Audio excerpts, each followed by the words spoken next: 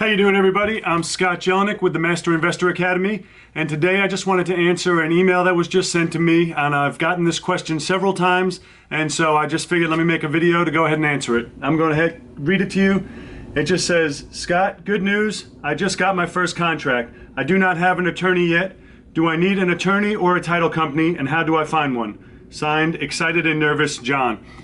So anyway, I wanted to answer two different questions. Whether or not, first off, how to find, well, first, would you need an attorney or a title company? And second, then, how to find one. For those of you who don't know, basically a title company and attorney do the exact same thing, but the title company just does closings. That's it, they process closings. Typically, there's an attorney associated with the title company who reviews documents. When you use an attorney, it's the actual attorney who's doing it. In my experience, the prices are relatively the same. I have not seen any great discount by going with a title company, and therefore I don't really see the value. Might as well, if I'm paying the same amount, be directly at an attorney's office. So when I have a question, I can actually ask an attorney, not just someone who's processing it.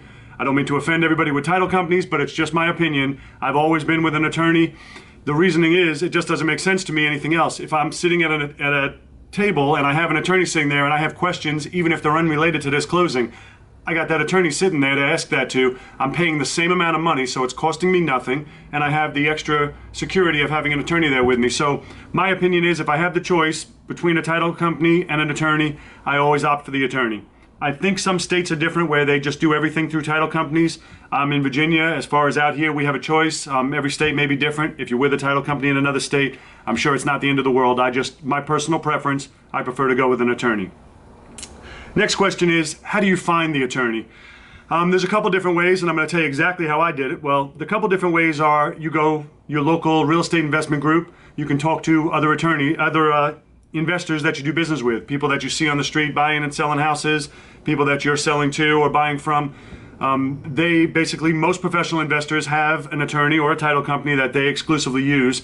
And so you're going to ask, there's going to be a few in the area who specifically do real estate. Mine was the president of my local Real Estate Investors Association, and that's the best way to find them. When you go to your real estate investors group, there's going to be a few attorneys who are very active in that community. That's what they do, is real estate transactions. That's what you want. I don't want someone who's doing drunk driving cases and divorces and then going to slip in a real estate closing. I want someone who their business is real estate closings, and that's what they know inside and out.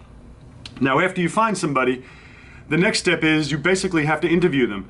You have to remember, you're the customer, they want your business, and you have to ask them the hard questions to find out exactly what they're all about. And by those questions, I mean there's certain things, especially as a wholesaler, that we need to know up front. For instance, will you do double closings?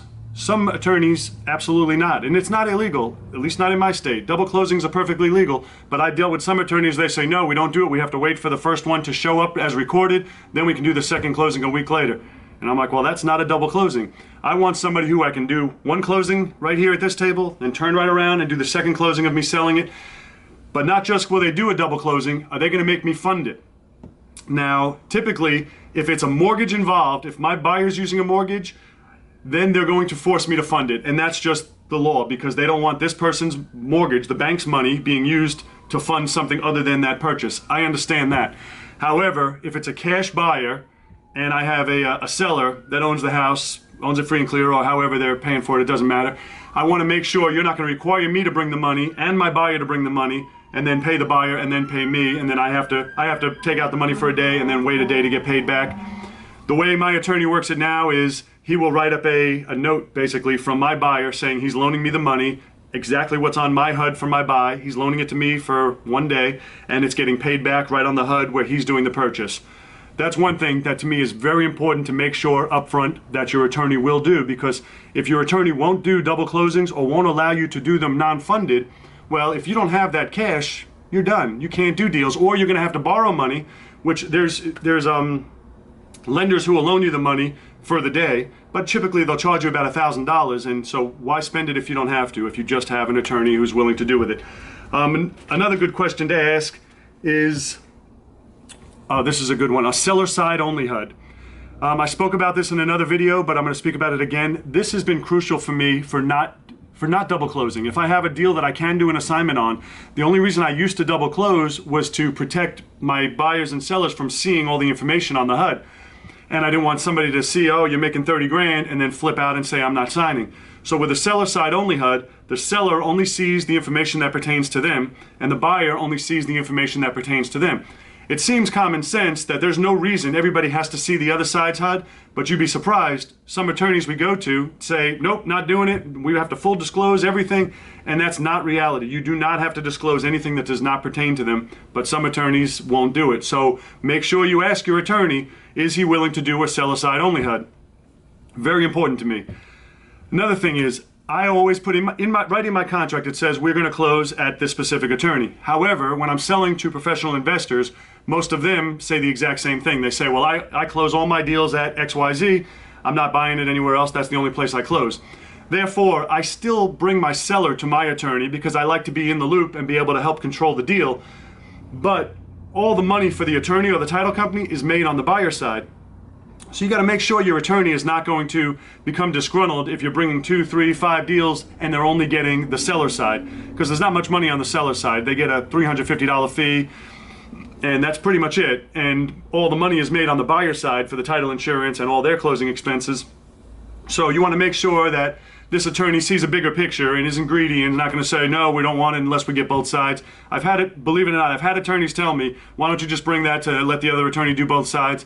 Makes no sense to me. Why throw away my business? But they don't want to do the work and then only make the small amount of money. So you want to make sure you find an attorney who's willing to work with you on that as well. You're not always going to get both sides, but you know, we're investors, we do volume business, so it's still worth it for that attorney to work with us and take it. And the last thing you're going to ask about, and it's not the most important thing, so don't base your decisions on it, are his fees. I want you to make sure you have upfront, because if you don't ask upfront, when it comes time to closing, they can put anything they want on that paper. So up front, I want to know how much is my settlement fee, how much is basically every fee that they're going to throw at you, I want to know up front. You can negotiate fees. Every fee is negotiable other than taxes and recording fees and stuff that goes to the city. Every other fee is negotiable. I've even negotiated FedEx fees. They tell me it's 25 bucks and we'll work it down to 15 bucks. Everybody's happy. You know, a dollar saved is a dollar earned. Everything's negotiable. However, don't think just because someone else says, oh, I'll do it for 125 bucks, meanwhile your attorney's 350, that's a better deal. You always got to be clear on cost versus value. And I don't always go with the cheapest. However, once I have the attorney I want, I will try and negotiate and still stay with that attorney. But I'm not just going to leave because I have somebody offer me a better price. I do not make any decisions, and I hope you don't, in this business strictly based on price. That'll kill you. The next thing is I want to make sure that the attorney has the ability to handle me. And by that I mean I need to have a processor. Generally it's a paralegal you're dealing with up until the closing. I want to make sure that they have time, they answer my phone calls, they help me, they don't always put me through to voicemail and then call me back a week later. And I've had that situation, and I got to tell you, the person I'm with now, I've only been with this one for maybe 4 years now, but they are ideal. If I send an email right now and ask a question, 30 seconds later I get an email back with an answer, and that is the service that I need. I'm constantly doing multiple deals and being the puppet master on getting these deals done, and I like to know and I need to know everything that's going on. I don't want to have somebody say, oh, put them through to voicemail, we'll take care of them later. I need the service. And so that's another thing you're going to ask is, am I going to get serviced? Is there a paralegal or whoever's going to be taking care of me? Are they able to take care of me? These are important things you need to know. Now, if you get started, as John right here, you have your first contract, it's not the end of the world if you don't find your permanent attorney or title company right now. You can go to any title company and get this deal done. However, it should be part of your team. You should have a good attorney or title company, and so it's a process that you should start now, get working on, and when you find the right one, you'll know it, and they'll want. The big difference is when you have a good one, they're going to appreciate and want your business. They're going to thank you every time you bring the business in, and that is of vital importance. You're bringing a lot of business annually to a title company, so you want to make sure they appreciate you. Not you're the customer. Make sure that they treat you as such. That's all I have to give you today. I just wanted to answer up that one question for John and see if it helps anybody else out there.